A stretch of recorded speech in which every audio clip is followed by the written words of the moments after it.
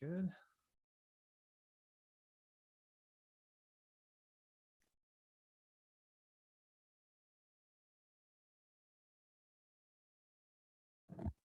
Let's just move it a little bit more like that. There we go.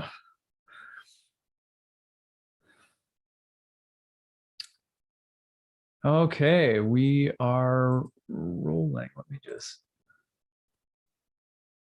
get that going there. Okay, cool.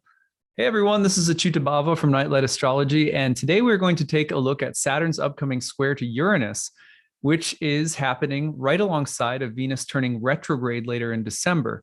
So although these are both transits that we're going to focus on quite a bit in the month of December, I wanted to take a look at them prior to getting into the astrology of December, because these are transits that are process oriented, meaning the Venus retrograde is a long-term process. It's already in effect. Venus is moving towards Pluto right now. Saturn's going to square Uranus right around the same time that Venus turns retrograde.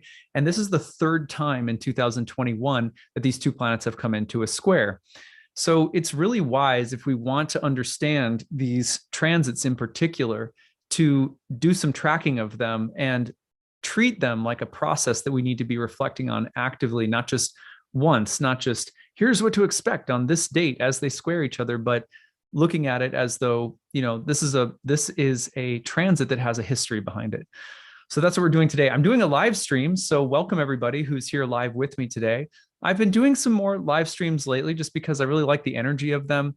Also, I decided today that just to give you guys a sample, that I would pick a few people from the audience after I've gone through my talk to do some live readings for. So I'm going to take a look at Saturn square Uranus in some birth charts. So stick around and volunteer your birth chart later toward the end. And, you know, I'll take a look and give you guys some tips for how to interpret Saturn Uranus in the chart, just by virtue of seeing some other people and how it's landing in their charts. And sometimes that just, you know, primes the pump and helps you to just get a better eye on your own chart. So hopefully that will be helpful today. All right. So in the meantime, roll call in the chat box. I see people are here. I would love to hear where you're all coming from. I see England. I see Sydney and Texas and Maryland, Belfast, Tempe, the UK, Tucson, and Iowa. Let's see, Phoenix, New Hampshire, and New Zealand. All right, so many people. Italy, wow, that's incredible. A bunch of people from Arizona. There's like quite a few Arizonans here. Phoenix, Paris, wow, so cool. Montreal, Germany. It's just really neat. I just like in the Netherlands, Macedonia. That's crazy. So thank you guys for joining me. I love it when international people are here. Yeah, it just means a lot to me to share this community. So here's how I'm going to break it up today. We're going to look at the real-time clock, take a look at this transit and where it's been in 2021 already. We're also going to try to frame that within the context of Jupiter's conjunction with Saturn in Aquarius, which happened last December, right before Saturn and Uranus met for the first time in February. Then we'll look at how they met in June and how they're going to meet again in December. We'll talk about their archetypal combination. And then we're going to ask the question, what does it mean that Uranus and Saturn are getting together in a square right as Venus is turning retrograde and conjoining with Pluto? How might we read that as a combination? And for that, I'll be looking at the I Ching today. So the I Ching I cast this morning during my morning meditation prayer time, just kind of asking like, what's going on with this, you know, this coincident two events happening at the same time, Venus turning retrograde with Pluto and Saturn and Uranus getting together. So that's the order in which we will move. And then after that, I'll take some time to look at a few charts and give you guys some samples of how Saturn and Uranus may play out in a person's birth chart, also depending on context and what else is going on in a person's birth chart. So before I dive into doing all of that, reminder that we have 38 days left to go in fundraising to support this channel for 2022. So right now we are 271 backers into my fundraising campaign with 38 days left to go. We're just a little bit above last year's pace, which is good, but we still have a long ways to go.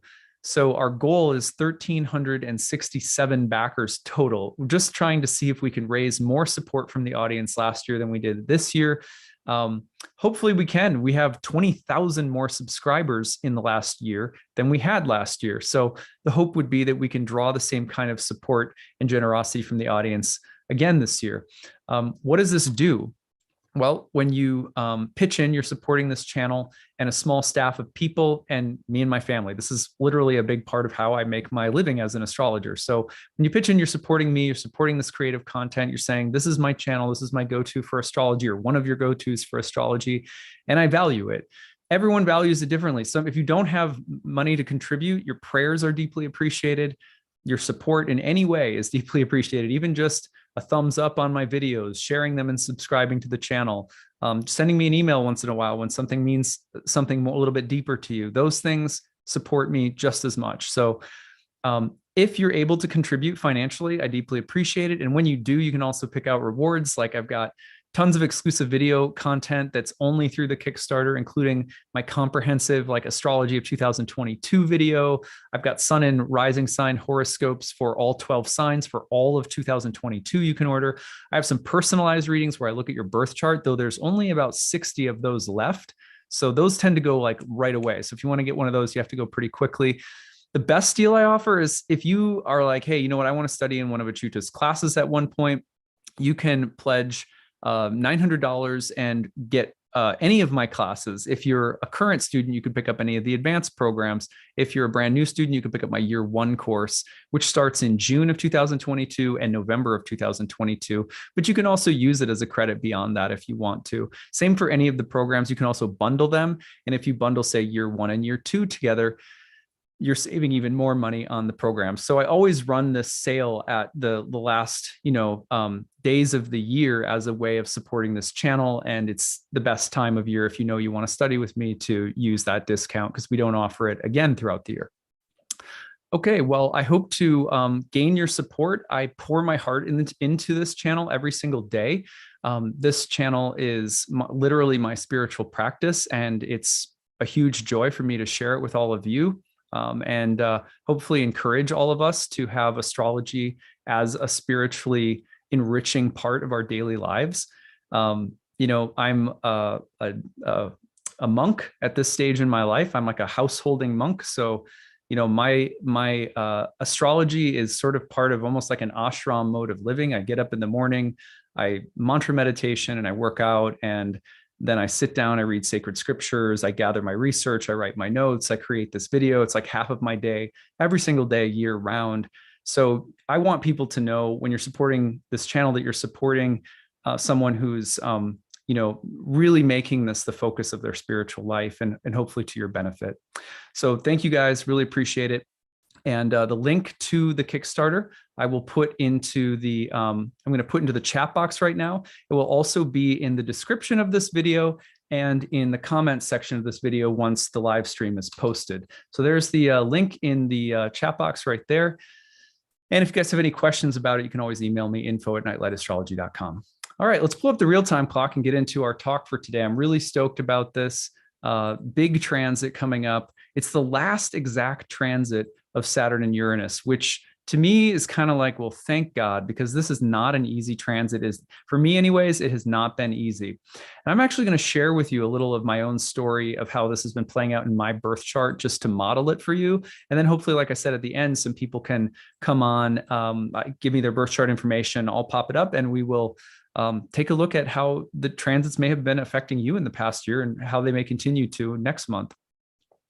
All right, anyway, so let's take a look at how this is going to play out. I'm going to advance this chart by a few weeks here and get right into it. So first of all, let's look at the proximity of this event to Venus's retrograde. So here we're at about December 19th. And around December 19th, you can see that Venus is stationed. You can see the little S right there in a conjunction with Pluto, just about a degree off, and is going to turn retrograde. So the 19th into the 20th, it turns retrograde. Basically at that same time, if we push this forward to about the 25th, let's say about the 23rd to the 24th, right about that time, then you're seeing Saturn squaring Uranus. Now, Venus in its retrograde by that time on the same day will come into a conjunction with Pluto. So yesterday we started by asking the question, what should we expect out of Venus retrograde in the month of December? It's going to take us all the way through January. So we kind of previewed that. Today, we want to preview Saturn Uranus and then ask the question, what does it mean that it's sitting next to this Venus retrograde? And there you can see it right there. I mean, it's a pretty powerful moment. And remember, it's still coming off from eclipse season, right? We're still coming out of eclipse season during all of this. We have our next eclipse on December 4th, if I'm not mistaken. So we'll be looking at that as well. But it's a very powerful time of year. I mean, at the beginning of the year, I always make my video of the year for all of the transits of the year. And there's a number of big transits of the year. The Saturn-Uranus transits were huge. Last month, we also had some major astrology with eclipses going on, or with the lunar eclipse that we just looked at. The month of December with an eclipse, a Venus retrograde with Pluto, and a Saturn-Uranus square. Maybe one of the top 2 or 3, arguably top 2 or 3 most intense transit periods of the year, given the combination. So let's go back in time and look at when these other transits of Saturn and Uranus have happened before we break down the archetypal combination today. Now, if we go back, I'm going to go back in time to February 1st. So if we look at about the middle of February, you can see right here, and it's not exact, but you can see it close enough. Here are Saturn and Uranus squared right around February 17th. That was their first square. Now, remember what they were coming off from. If we go back to about December 20th, right? Look at this. On December 20th, Jupiter had gotten together in a conjunction with Saturn. Historic, great conjunction of Jupiter and Saturn. Really, these conjunctions mark the beginning of a new era. And we talked about this at length last year. I would recommend going back and revisiting those videos for greater context, because what we're seeing now is continuation of what the launching of this new era of our lives is really all about. Because as soon as this new era commences with Jupiter's conjunction with Saturn in the sign of Aquarius, then within 2 months, go forward to 2 months later, Saturn in Aquarius is hitting a square to Uranus and Taurus. And then if we follow this out a little bit, we'll go to June. Let's go to about the middle of June. It's about June 15th or 17th or something like that. I can't remember the exact date, but here you can see them again. It's about middle of June that Saturn and Uranus are in the square with one another all over again. Then they separate, and now in December, they're coming back. They're coming back right as Venus is conjoining Pluto in its Venus's retrograde.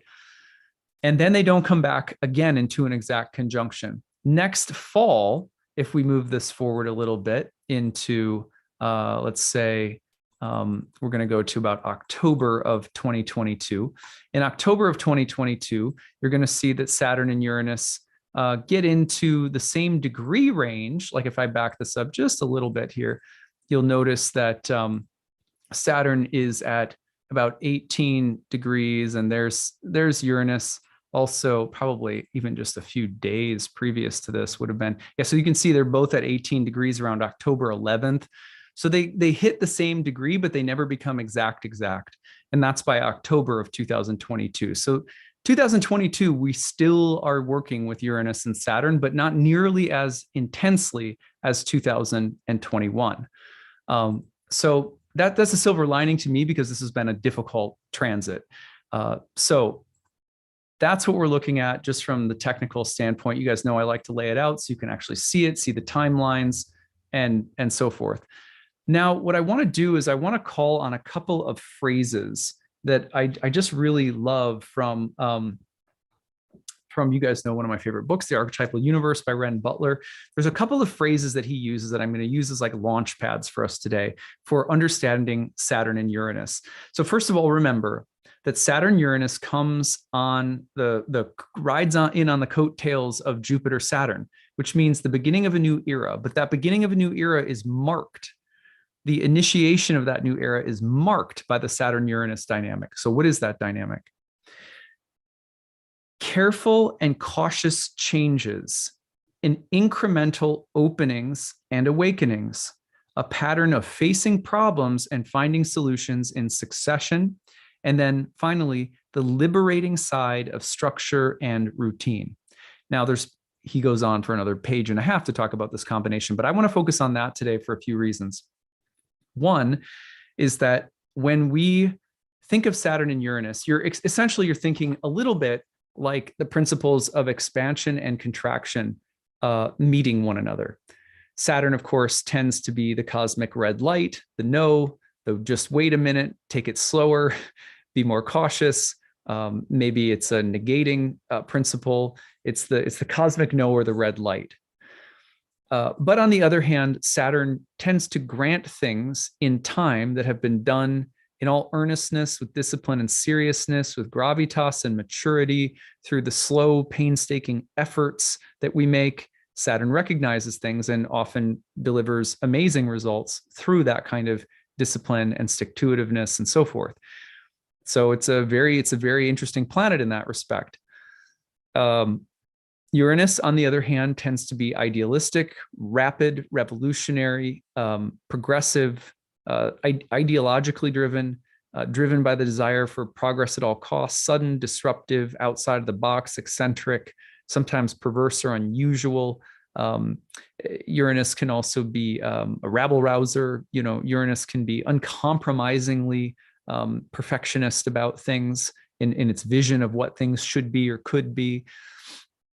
So it's a really interesting new era in our lives, marked by the encounter, and it's a struggle because this is a square. Squares are of the nature of Mars, which means that a square tends to provoke conflict as well as action. So these two planets have been provoking action as well as creating conflict or frustration for the past year at the outset of a new era. A new era means something different to every person, but that's just a way of kind of encapsulating it. So if you think about it, I can't think of one area of life where something truly revolutionary, when it happens, hasn't had a lot of hard work behind the scenes or coming previous to it. So for example, let's just choose a picture in nature. Let's say that there's a moment where part of a cliff falls off into the ocean. Big Uranian event, like the Tower card in tarot, super Uranian event. It's like this sudden, complete erosion of a structure, sudden dramatic change to the landscape, happens really rapidly, an avalanche, cliff falling into the ocean. But we know on the Saturn side of this dynamic, of this archetypal dynamic, that change that appears very sudden and like a random mutation of the landscape probably happened due to precipitation, small micro changes in the environment and in the plates below the earth or something over probably hundreds or even thousands of years, right? So that's the landscape of Saturn-Uranus. Saturn-Uranus can create amazing changes that seem very fast and sudden, but then immediately hit you with not so fast. This is a great idea, but you're going to have to step back and be frustrated and work through this thing for a little bit. You're going to hit a milestone. It's a 2-step forward, 1-step back kind of deal. You're going to, things can evolve very rapidly and dynamically, and then suddenly you're going to have to be forced inward upon yourself, and you're going to have to rethink, replan, redouble your efforts, go back over something you thought was already done, face a frustration, double down on your duty and discipline like that. And then it feels like all the progress was lost, but it hasn't been, because something is gradually changing. Remember this phrase: a pattern of facing problems and finding solutions in succession, incremental openings and awakenings. The liberating side of structure and routine. Think about, I was in, obviously in the yoga, industry for quite some time, and still am in a sense as a teacher of bhakti yoga, but not studio yoga anymore, But in studio yoga, there's something that a lot of people come in for, when I say, why are you here to do yoga at our studio? And they fill out a little questionnaire or whatever. And something that they would say often, our clients would say, is, I just want to feel freer and happier in my body or in myself or something like that. It's like, what's an interesting thing to do, to come to a yoga studio where you're going to get into a regimented, probably like a daily yoga practice on a mat or a daily meditation practice. Like, it's an interesting thing, isn't it? That we have some innate sense that the freedom I want, the ease that I want, the happiness, joy, spontaneity that I want is not entirely a natural state. Not like some of the memes would have us believe. Just be your, most natural self. It's like, well, my most natural self is complicated. Sometimes my most natural self wants to smash my face in taco pie, like, and other times my most natural self doesn't want to get off the couch for a week. And sometimes my natural self is joyous and has beautiful skin and just dances around in sparkling fields of sunshine and, dewy grass or whatever. So our natural selves are complicated. Most of the time, the freedom that we want, whether it's mental freedom or physical freedom or just that feeling of joy and ease, that there's not a feeling like I can do anything, but a feeling that things are open and there's a flow to life, that kind of freedom. Most of the time, that's created. The people who have that I've ever met have impeccable practices in their lives, whether it's the regulation of their diet and their sleep, or a spiritual practice or a physical wellness practice, or the way that they practice in their relationships. Maybe practice feels like a heavy word. I love that word, but they have habits. They have wellness habits. You know what I mean? That they have stuck to over a long period of time. There's, there's been some elbow grease put into that feeling of ease, and really Saturn and Uranus is saying the same thing. Listen to what Ren Butler says again: the liberating side of structure and routine. When I was a kid, there'd be stupid posters in like my gym class, like these crusty old gym teachers who would be like, no pain, no gain, or, like something stupid like that. Like, come on, push-ups. I don't know. I just had like I definitely had like those kind of gym teachers. I don't know if you guys ever did, but I did. And I just remember thinking to myself when I was a kid, it feels like more pain. It feels like you might be a little into the pain part of this, And we're not talking about masochism. We're not talking about the freedom found in eviscerating yourself or something like that. We're not talking about a macho, no pain, no gain kind of thing. This is not the, Uranus Saturn doesn't have to be the 7 rules of kicking ass and taking names in life or something like that. But there's a simple point, which is that structure and spontaneity go together like jazz music. Like really good musicians play off from structure. They're very disciplined, and that gives them the freedom to play and become spontaneous and improvisational. So Saturn Uranus, if you think about a new era in our life that has been about saying, look, this new era is not going to come through some kind of wild or reckless idealism. It has to come through some kind of measured and mature relationship with your wildest hopes, with your most inspired passions. It has to be brought in and made mature somehow. So, but I don't see that as an oppressive message personally. I see that as equivalent to a really good jazz instructor who says, you have talent, you have some great improvisational skills. If it's like Uranus, who just wants to be a revolutionary jazz player, I can see that creative spirit in you. And if you learn the technique, the theory, if you master these sections that are relatively boring, it will serve your creative ends beyond what you can currently imagine. And so this idea of structure and breaking from structure shouldn't be seen as some kind of forever polarized duality that has nothing in common. To be free, we have to know what it means to be confined. If you want to find real freedom, you have to be able to find it in the smallest cracks of life. I always say to people, and this is such a snarky kind of mean thing to say, but I always say to people who don't have kids, at least people I'm like tight with who, don't take offense to it or whatever. I'm like, I don't know.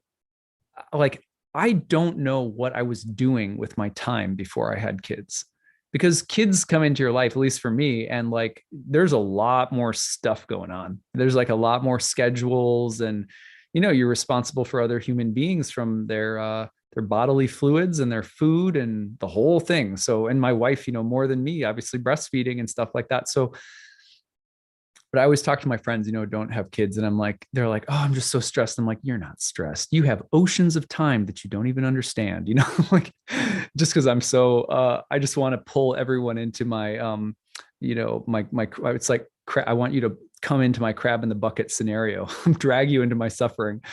But no, I'm playing. But the thing is that I have, even though my life is busier than it ever has been, I have found that it is because of the pressures of that busyness that I have become more interesting and innovative with my use of time than I ever was in the past. And so there's something about that constriction, that necessity that allows for innovation, creativity, and novelty to come about. And I'm choosing to look at this year that we've been in as just that. There's been steps forward and there's been steps backward, but we can't just think about Uranus as forward and Saturn as backward. We can't just think about Uranus as yes and Saturn as no. We have to look at them as this really interesting dyad, the relationship between discipline and freedom, between enclosure and breaking out of enclosure. We have to be able to find freedom in small and interesting places before we can really appreciate what freedom looks like in more grandiose and big ways too, I think. So I wanted to speak to this combination a little bit and say just that what we're coming up on in December with Saturn meeting Uranus again has to do with the meeting of these two qualities, with these mature but sometimes restrictive qualities of Saturn, as well as the innovative, original, forward-looking qualities of Uranus. If we're not careful with these energies, they tend to manifest themselves in some pretty terrifying ways. If you think, for example, about the very Promethean story of Frankenstein. In that story, the doctor wants to harness the power of life and create, bring someone from the dead and, animate them and so forth. He does that, but then he faces consequences for it. So there's always been that story. Prometheus steals the fire from the gods and is chained to the side of the cliff for his transgression, even though he's a hero, but he's also a thief. It's complicated. So the ancient Greek mythology tells us really clearly in so many different stories in so many different ways that progress comes to those who are capable, and that there's something about your ability to hold the heavy, wintry, long enduring space of Saturn, the gravitas, the maturity, the humility, the pain that goes hand in hand with being able to receive the fire of the gods being illumination, the creative spirit, to be granted some kind of breakthrough in our lives and rapid progress in our lives in different way. Because if you don't, and if you try to ram through with some kind of idealistic fervor that's immature, that's youthful, there's transgression for that. There's punishment somehow karmically. It's always been some kind of warning about that we've received from many different traditions, right? So we do have to be careful about that as well. It's like these Saturn-Uranus dynamics can be wake-up calls about unchecked progress or idealism. For example, when I'll tell you I want to share a few stories about how this has come into my life, both positively and negatively. Some of the lessons that I've learned. So I have Saturn in my 10th right now, which is my career house. Uranus is in my first, which has a lot to do with your sense of self and as well as the body. So thanks to all of your support last year in my Kickstarter, I was able to hire more staff, which I really needed. I was working probably about 60 hours a week in general, and I hired a personal assistant, and then we hired more staff as well to be able to help me so that I can have more time to do what? To do all of the things that create within me the most creative, original, useful content. For example, I was working so much that I was having very little time to read anymore. Where does my best content come from that's novel, that's not just the same old stuff recycled? It comes from me reading new things and being inspired by new ideas and, rekindling my own inner thought life. If I don't have time for that, the content suffers. But I can't have time for that if the content requires so much of my time that I don't have time for it. You know what I mean? So one of the great things that happened from that Kickstarter was in January and February, I started hiring more people to help me. And so then gradually I start getting more time. But then that staff, what did they do? Well, they started helping me restructure some of the way that I do things, which took a lot of work.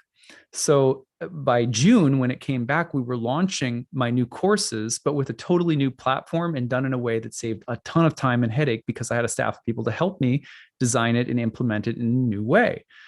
It was more work.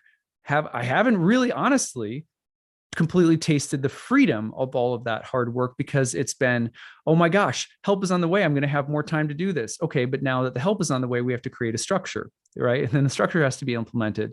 And there's another structure that has to be implemented. Behind all of this is my desire to write books, right? When I started my career, I wrote a book, it was published by a major press. That's what launched my whole astrology career. I'd like to write more books at some point. I feel like I have a book baby waiting to be born again at some point. I can't do that unless it's like trying to turn a huge freighter around. Like the Titanic is going to hit that iceberg because it can't turn quickly enough, right? So if you see the iceberg coming and it's going to take a while to turn that ship, you got to start turning it. And in a sense, you avoid a bad outcome, or let's say in this case, you're trying to create more freedom, but it's going to take a while to get there. So this year for me, with Saturn in my 10th, square Uranus in the first, has been about trying to have more time for my spiritual life, for my family, and for my intellectual life so that I can be a better teacher, astrologer, create better content, etc. But it's been about having to implement new staff, new structures, to get all of that done, right? So that's Saturn Uranus. Now, here's one of the things that happened for me that was much more like a little slap on the wrist. So during all of this, I got really frustrated with how long it was taking to have a little bit more personal and spiritual time for myself. I got a little defiant, and I would say a little, just going against everything that I just said. And I was like, you know what? I just need some me time, like real Uranus in the first house, I'm sick of building all these structures because I'm just exhausted. But remember, I've been doing this like 60, 70 hours a week before I had kids, for 11 years, and very gradually building a platform, gradually building all of these things. So I just got to this point with Saturn hit Uranus again. And I was like, I'm done. I'm just going to go do something for myself, all crazy, So I decided, I'm going to go sign up for jujitsu. That'll be something that I can just do for me. Right. And as opposed to what I really was intending to do, which was to spend more time with my family, more time reading and studying, and the things that I love that are really actually really good for me. Not that jujitsu isn't good for some other people out there, right? I'm not trying to diss jujitsu, but for me, it was not the right application of my energy. So what happened? I broke a rib. First of all, I fractured a rib. I got a black eye.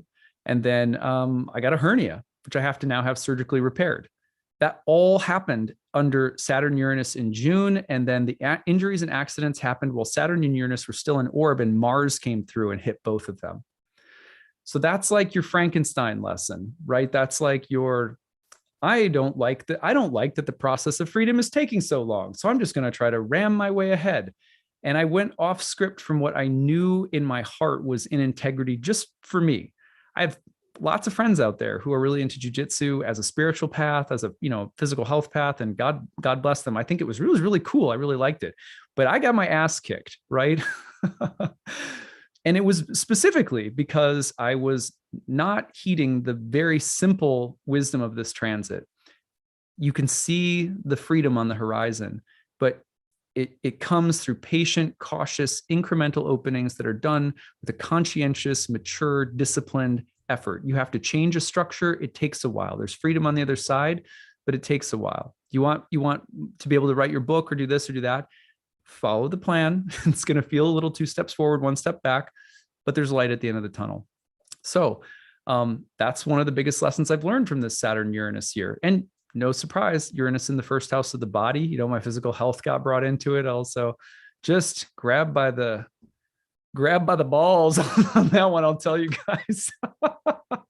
So, I mean, but it was worth it. For me, like one of the things that I'll never forget, I was in an ayahuasca ceremony once in South America. And I was going through this period of a ceremony where it was just really hard. And I just felt like I was getting all these really hard lessons, you know? And I said something like, I just feel like, you know, the medicine, the ayahuasca was like rubbing my face in it or something like that. And there was a shaman's apprentice that was working with us. And he said, why don't you just stand up and laugh about it and say, thank you. This is glorious. Rub my face in it more.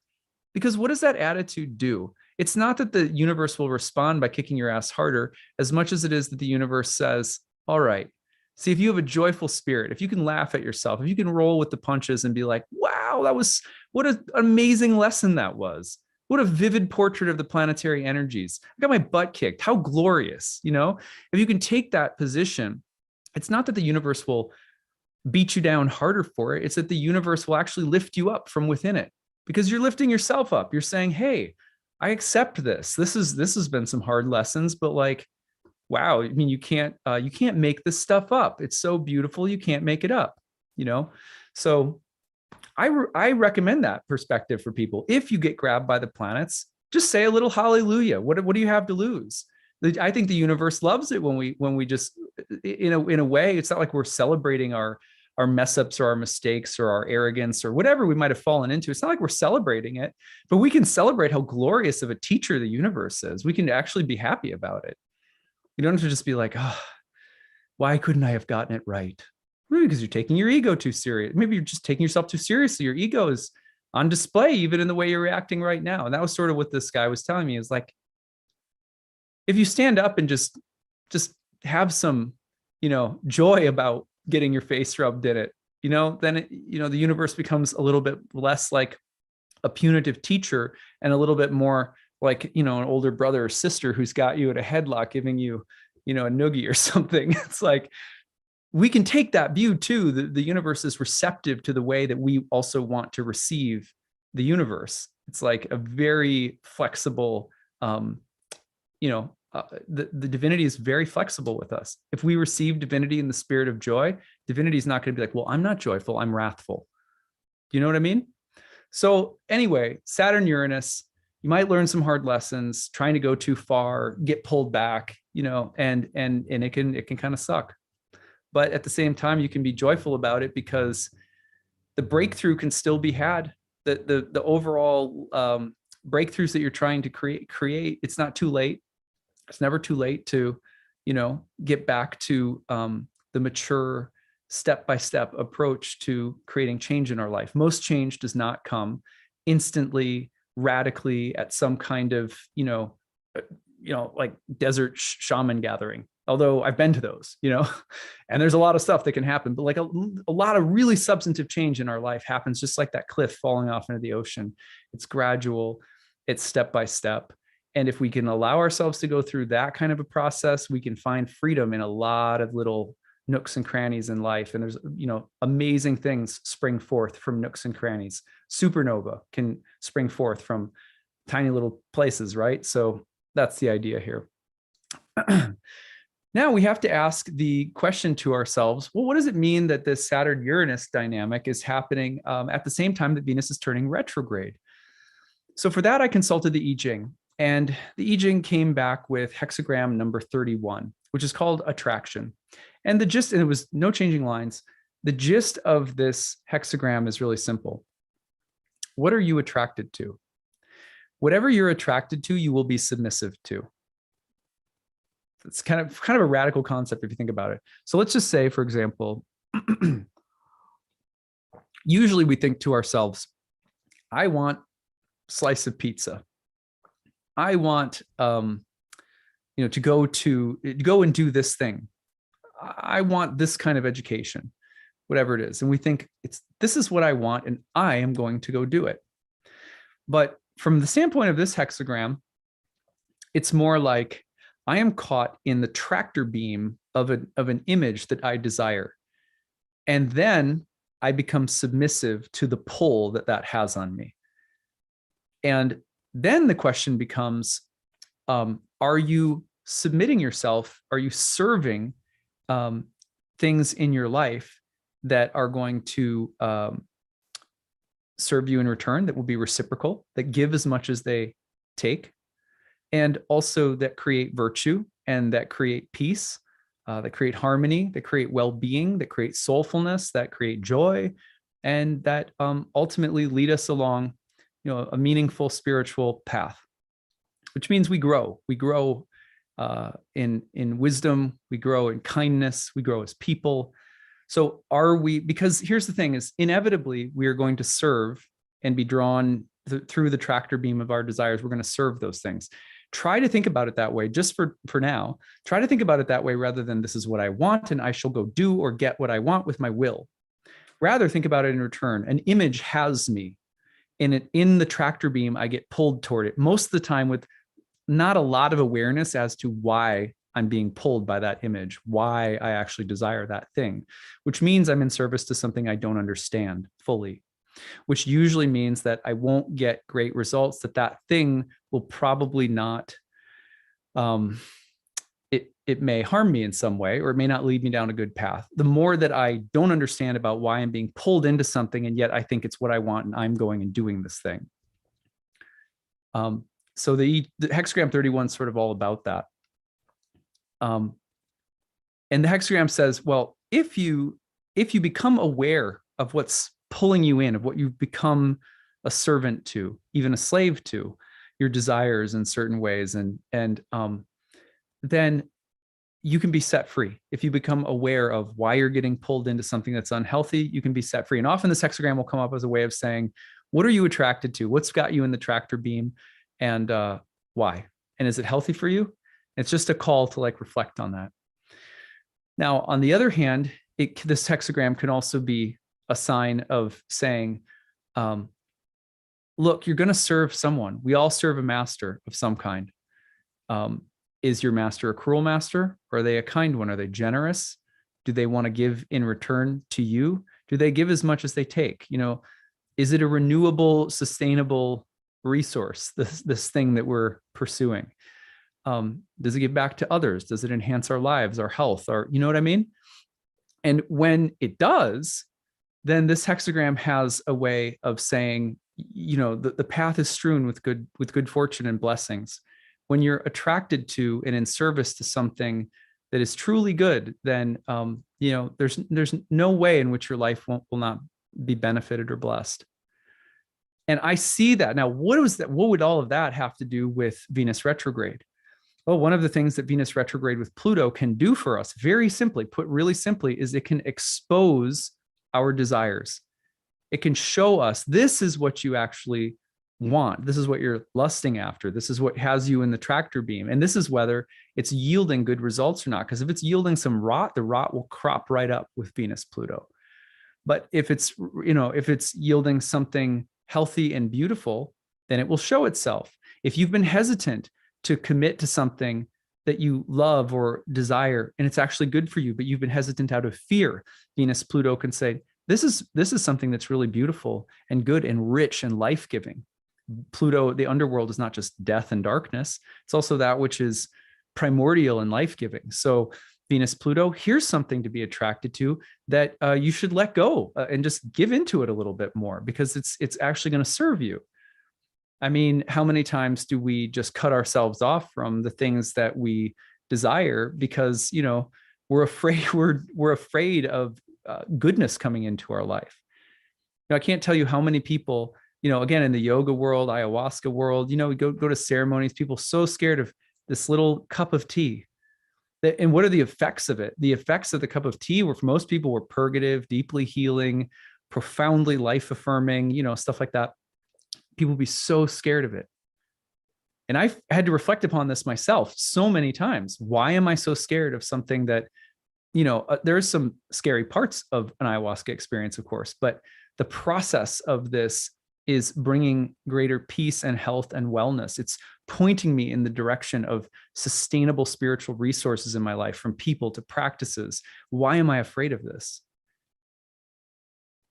Because, there's a little bit of death involved in surrendering to things that are really, truly healthy and good for us. There's a vulnerability. There's a sense of, I don't know if I'm capable of surrendering myself to things that are actually good for me. Um, but at any rate, Venus, I took this hexagram to be directly speaking to the fact that here's Saturn Uranus coming along and saying, look, maybe there's some kind of change you're trying to create, but it's incremental and you're having to work very hard toward it. And at the same time, Venus turns retrograde and says, are you creating the right things? If you're going to put so much labor and blood and sweat and tears and sacrifice into building something, then are you building the right thing? I mean, people build skyscrapers with Saturn Uranus. You know what I mean? People build all sorts of industries and empires with Saturn Uranus, because it's the willingness to, like, Frankenstein, I'm going to create life. I'm going to do something great and outstanding. I'm going to create, some kind of breakthrough in my life. And I'm going to work hard and slow, incrementally, and, the labor and the sweat of existence to get to this thing. Well, at the same time, Venus turns retrograde and says, are you sure that the thing that you're pouring all of this energy into is good for you? Are you sure that it's serving you? So I see this Venus retrograde along with Saturn Uranus as a way of refining our desires and refining our sense of what's worth our time and our effort. Sometimes it's like we're more of a rebel without a cause than we think we are, because we haven't examined our causes. So, when Venus in Saturn's sign comes together with Pluto, it's like, what do you really find beautiful? What do you really find attractive? What are you really serving? And is it healthy for you or not? It's a good question to ask as we're reaching the pinnacle of Saturn Uranus, because here's the thing, right? What Saturn Uranus often compared to the Tower card. Well, what happens if we're not in service to things that are truly good for us? It's like building it's like we're building a castle on a loose foundation, like a sand. Waves just come and knock it over. You spend all this time. This is going to be revolutionary. I'm going to pour so much into this. And, if it's not rooted in something that's healthy, that has real virtue inherent within it, it'll topple soon enough in the tides of time. It'll just come down. It's a relief, at least, to know that with so much time that we put into building things that matter so little, actually, that give back so little, at least we know that we have determination. We can be so determined. In yoga, yoga philosophy, we call this the mode of material nature that we call rajas, which means people, with such determination, are building empires, and so much energy and stick-to-itiveness and discipline and intelligence that go into trying to build things. But in the mode of rajas, they don't last. So Saturn and Uranus, as much as we're talking about all this, breakthroughs that take time, you have to be patient to build the thing and It's like, well, it better be a good thing. It better be a lasting thing. Better be something that really adds beauty to your soul and to the lives of the people around you and so forth. At least on some level, it better be about that. Because if it's not, then this is also a way of saying, look, it's a facade. The whole thing will come crumbling apart. One of the other great meanings of Saturn Uranus is the structure that's taken so long to build that instantly comes crashing down. So a refining of our desires, a refining of what images compel us in relation to this great work of Saturn Uranus. That seemed to me to be what the I Ching was addressing. So I hope you find that useful. I was really moved by the I Ching's images this morning when I sat down with my, sat down to do my morning meditation. I would love to hear from all of you about your stories with Saturn Uranus. How are you seeing this play out in your lives, in your charts? Use the hashtag grabbed and put Saturn Uranus and talk about what you've seen. What did you see in February? What did you see in June? Love to hear you guys' stories. Maybe we'll do some sharing about them, in the next month or so as Saturn and Uranus come back through. As promised, I want to take some time now to look at a few charts. So what I'm going to do at this point is to invite people who would like to share their birth chart. And I'm going to pull it up and just tell you a little bit about what I'm seeing with the position of Saturn and Uranus right now in your birth chart and where it's been throughout 2021. Okay, so I'm going to look at the chat box now. I'm seeing Golden Heart is the first one that popped up for me. So I'm going to do Golden Heart. I don't know what your name is. We'll just call you Golden. So Golden, thank you for sharing. Got March 22nd, 1977, 6:11 p.m. Norman. So I work with whole sign houses. I'm a Hellenistic astrologer. So I'm going to pull out the outer planets from the chart as well. In my first year program, we pull them out for the entire first year program to learn chart vision from the ancient or classical perspective first. And then in year 2, we bring them back in. So I'm going to do that again today.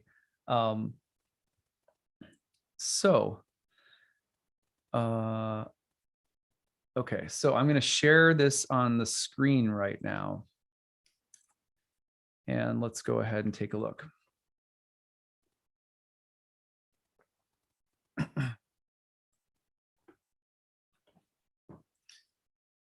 All right, so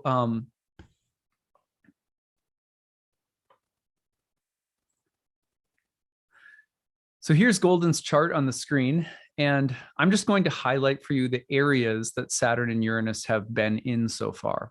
So here we have Saturn in the 6th, and Uranus has been transiting through the 9th, right around that moon. Saturn has also been opposing natal Saturn. So Golden, you have a moon Saturn square in your chart between the 9th and 12th houses. So that's a dynamic that is probably being activated by the Saturn Uranus square in 2021 because it's been in close range to both of those planets. It's an interesting position. First of all, let's just talk about the Uranian impulse that you have in your 9th house right now. Since May of 2018, Uranus in your 9th house has been, planting the seeds of change and revolution and progress and looking for different kinds of mental and intellectual or spiritual breakthroughs. People often start studying astrology when Uranus goes into their 9th house, or they might get interested in tarot or divination, or go live in an ashram for a while, or study abroad somewhere. But the need or the impulse to create a paradigm shift is what Uranus in the 9th house tends to be about. Now, at the same time that impulse has been going on, it's been hitting the moon in the 9th house. It's been hitting, activating by whole sign house, activating Jupiter in that 9th house. So this is a pretty important area of your natal chart. And I would suspect that some of the more important teachings, teachers, courses, learning events, or experiences would be happening for you in general. I wonder about family history around religion, spirituality, because of the placement of the moon in the 9th house and it's square to Saturn in the 12th. I also wonder about, old ancestral or family karma relative to education or relative to the topic of God or spirituality, women in particular. What is the role of women within religion or spirituality, the role of the goddess? So I see this as potentially also crossing over into questions, say, about marriage and belief or sexuality and belief, because the moon in Taurus is exalted in Venus's sign and, will often activate things that have to do with the body in general. So I look at that area and I go, yeah, there's just a lot of change happening in that area. And I wonder if the moon has felt a little repressed or challenged by Saturn in the 12th house. And if so, is Uranus trying to create an opening for some kind of healing or change right now? So this is just a little quick take, right? Then I look at Saturn transiting through the 6th house. And I think, okay, Saturn's pressing in on the moon in the 9th and pressing in on Saturn in the 12th. This to me would reflect something of ideological tension and also the connection between the mind and the body. The 6th house tends to be a place of conflict. It was traditionally called the joy of Mars. Saturn in a really airy sign like Aquarius in that house, to me, would be potentially speaking to ideological conflict and looking at that conflict in relation to the moon in the 9th. What does it have to do with women, the body, spirituality, learning, maybe foreign countries? Sometimes that comes up, family history and ancestry. Those are the things that I would initially go for with this transit. And I would think about some kind of new perspective that's challenging an old perspective in your life. And maybe it's having an impact on key relationships or even the way you view your own body or health. Just that kind of more vulnerable area of the moon is getting activated by whatever kinds of paradigm shifts are presenting themselves as new or challenging to old ones.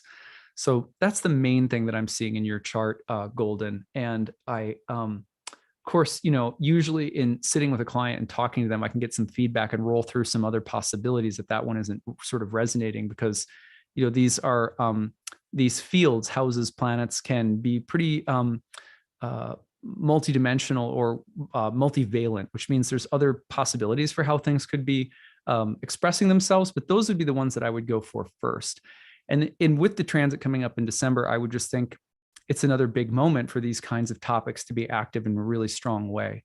With Venus retrograde in your 5th house, the place that's associated with pleasure, I would also wonder about this paradigm shift again in relation to things like sexuality or pleasure or joy, maybe the topic of children and pregnancy, something like that, maybe happening at the same time. So thank you, Golden, so much for sharing. It was fun. I'm doing these kind of off the cuff without any prep time or research, obviously. But hopefully that gives you something good. I am going to go on and see what else comes up here. Let's see.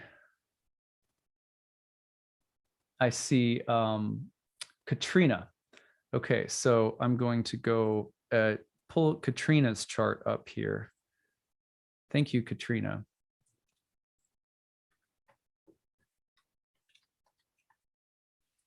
So we've got March 25th, 1978 at 3:14 p.m. in Glasgow, Scotland. I'm not sure if I pronounced that correctly. Okay. Let me just double check. I've got it. March 25th, 1978, 3:14 p.m. Okay, got it. So I'm going to put this on the screen again here. Katrina, thank you for volunteering. Okay, so let's do the same thing. I'm going to insert the presence, just sort of hypothetically, of Uranus in the 10th and Saturn in the 7th in this chart. Now, these are angular houses. When you have Saturn or Uranus right now falling in angular houses, it means you're a fixed rising sign, or what the ancients called a solid rising sign. So if you have any fixed sign rising, which would be Leo, Scorpio, Aquarius, or Taurus, the Uranus-Saturn dynamic are happening in angular houses, which tends to mean they're much more dynamic, a lot stronger. Those places were called the kentrons, or the pivots, and they have like the meaning of being like centers of power in the chart, real strong vocal planets when they're in those places. So you don't have planets in the 7th or the 10th, but there are a few things being activated here. Maybe the biggest one just generally is the natural sign-based opposition between Saturn and Aquarius and your natal Saturn. So you're in the midst of a Saturn opposition right now. And, that can definitely be the Saturn opposition halfway through a second Saturn cycle. So it's a pretty pivotal moment karmically. And it has a lot to do right now with questions about your personal sense of dignity, integrity, importance, self-reliance, strength of character, and the way that you might be triggered by other people, key relationships, probably intimate relationships, to learn or grow or consider someone or something else. But I would imagine pretty deep lessons happening in the realm of relationships right now that are somehow, they could feel like they're an affront to you, like a direct challenge to your sense of personal agency or dignity or importance or sovereignty or something. It's the typical Saturn and Leo stuff, right? These could be very good for you, or, everybody's different, but like, I could see this being something that might be actually healthy, because Saturn on the ascendant people sometimes are a little bit of a wall, and like, I'll like to be in control of things, and then Saturn coming into the 7th can shift the center of gravity to the role that someone else plays in helping direct your life path. So maybe that's a good thing right now. but generally speaking, the Saturn opposition to natal Saturn is probably the biggest thing that I see with the Saturn-Uranus dynamic in your chart at the moment. So at the same time, Uranus is in the 10th house, trying to create those kind of revolutionary changes in a house that is associated with career, work, professional life.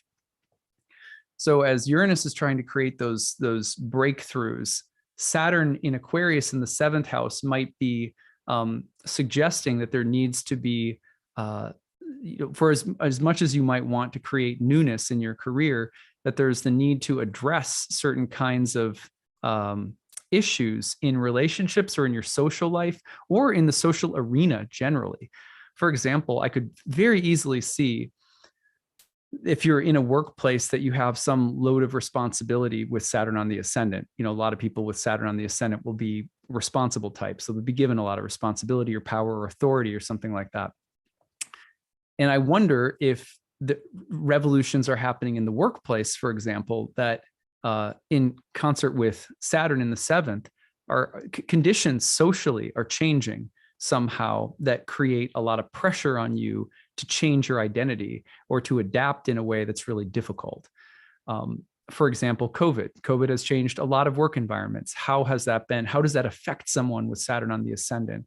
Or let's say that there's new, there's new policies for how employees need to be treated. And in some ways, maybe it's a good thing. In other ways, maybe it makes this, streamlining processes in the workplace that you're in charge of a little bit more complex. Do you know what I mean?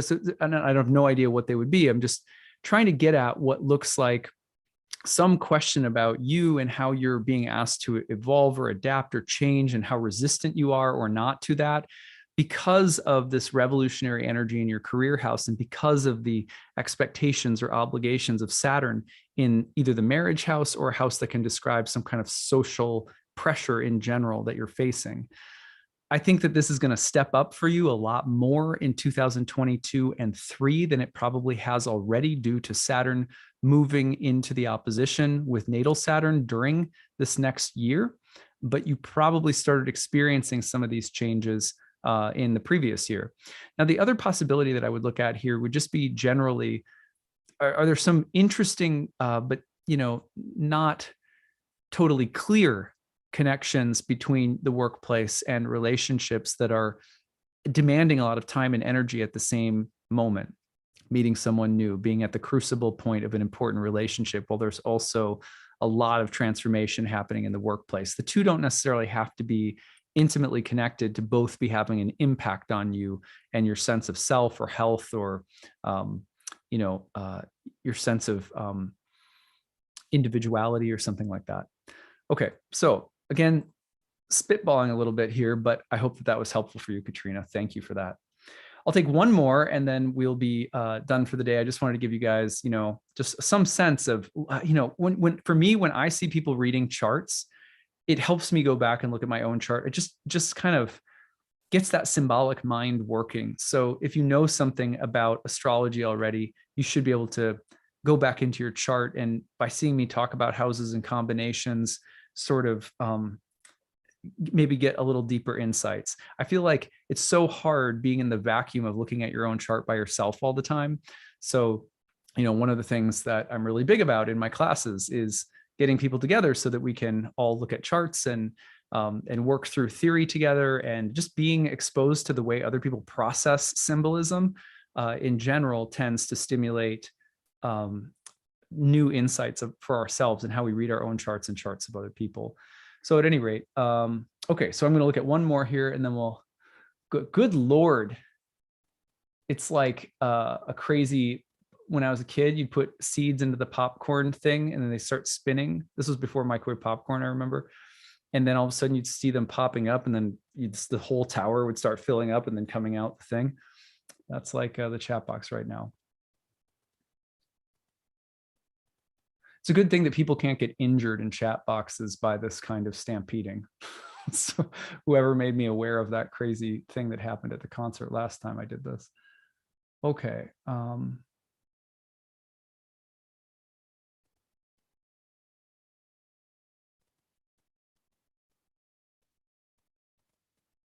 It's it's moving so fast that I'm trying to figure out how to, okay, I can kind of like stop it. Okay, looking for one.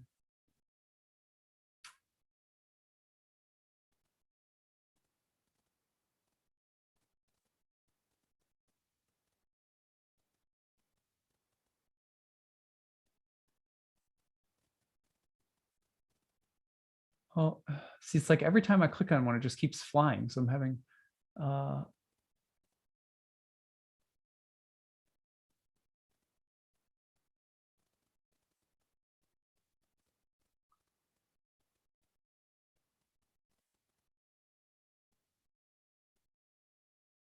okay. I'm going to go with, okay, I've got one here. We're going to go with Amy Diaz Hollis. I just picked you randomly here. I was trying to look for someone who has maybe something, sun in a Saturn ruled sign. Because that's kind of fun. So I'm going to go with yours. Okay, so let's put your information in. So you're January 29th, 1985.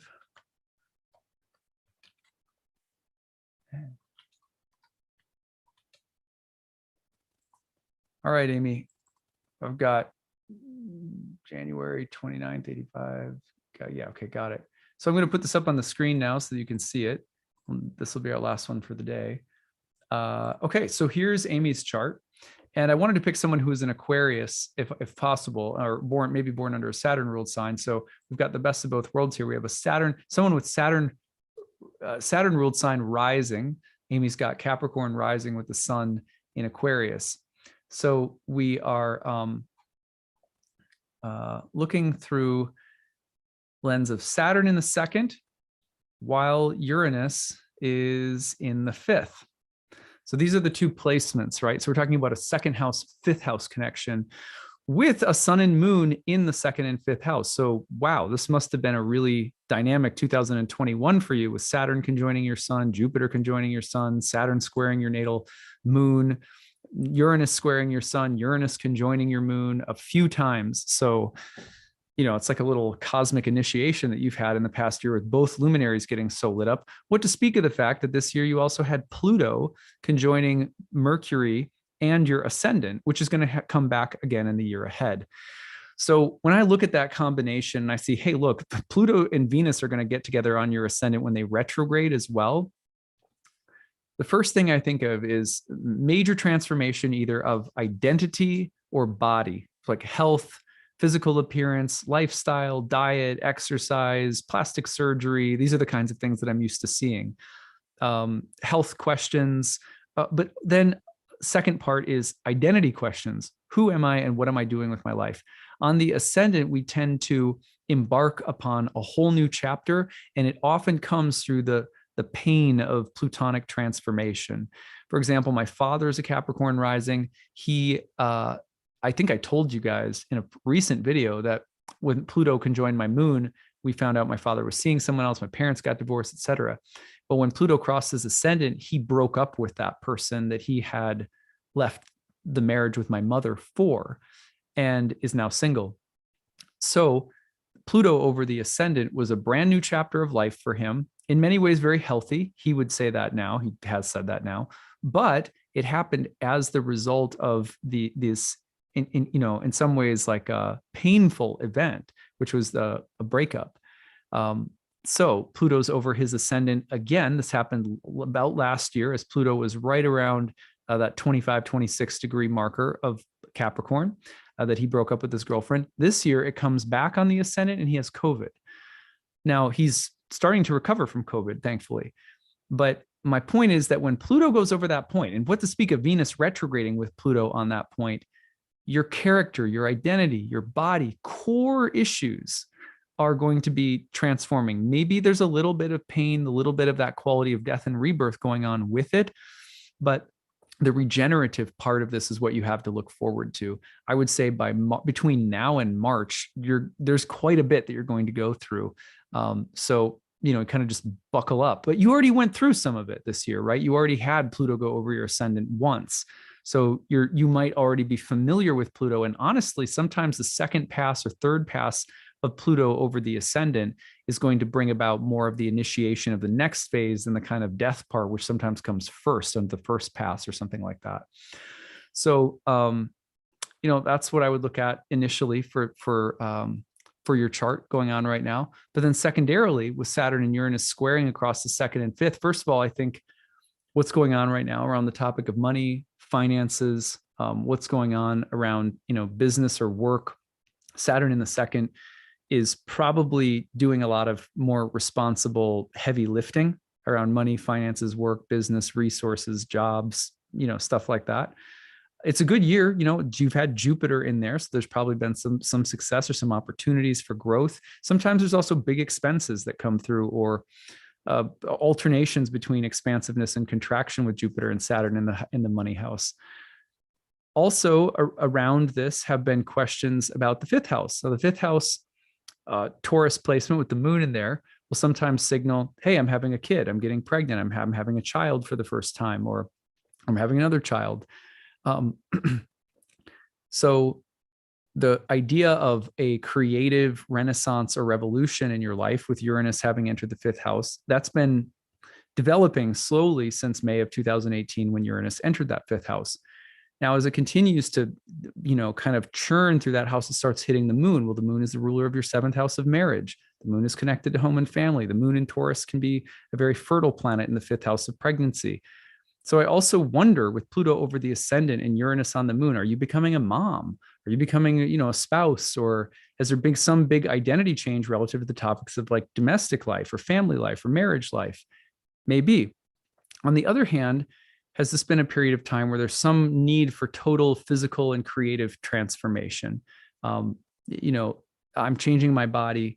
I'm following more creative pursuits, or I'm being challenged because I want to follow, I'm trying to recreate myself, trying to follow some creative pursuits, but there's this kind of heavier energy of obligation and necessity in the financial house that's been weighing me down a little bit, or making sure that, it's that two steps forward, one step back kind of thing. So those are the tense areas in the chart that I'm looking at. And I suspect these are the same areas that are going to be activated in the next couple of months as this, as these transits come through. Now, for example, if you already have children, then sometimes this can also mean that there's changes in their lives that are really important or have a bearing on your own.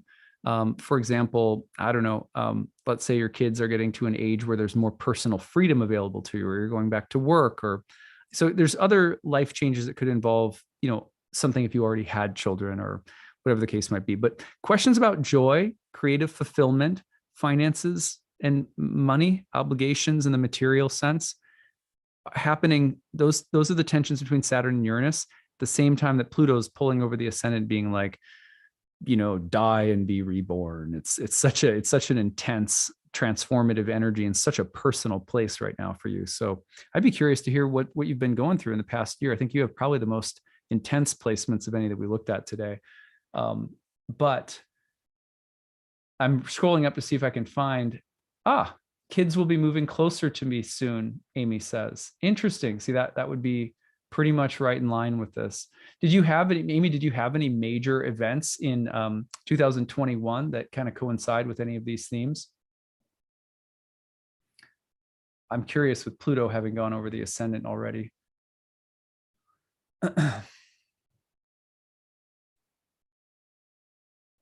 See if she can respond or not. I'm not sure if you're still there. She's like, got my reading, peace. No, I'm just kidding.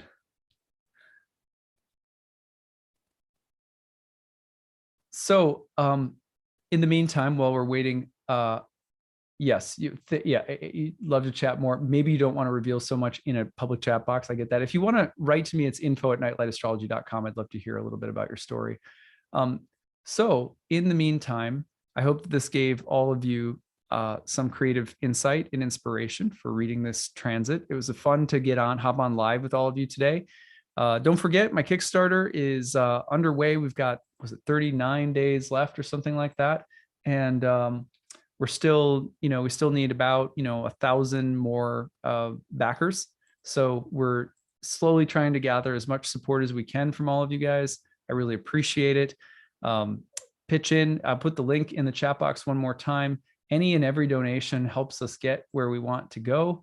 And yeah, I'm putting into the chat box right now. There it is. Pick up a reading, pick up an exclusive video for a reward, pick up 50% off to, tuition to one of my classes in 2022.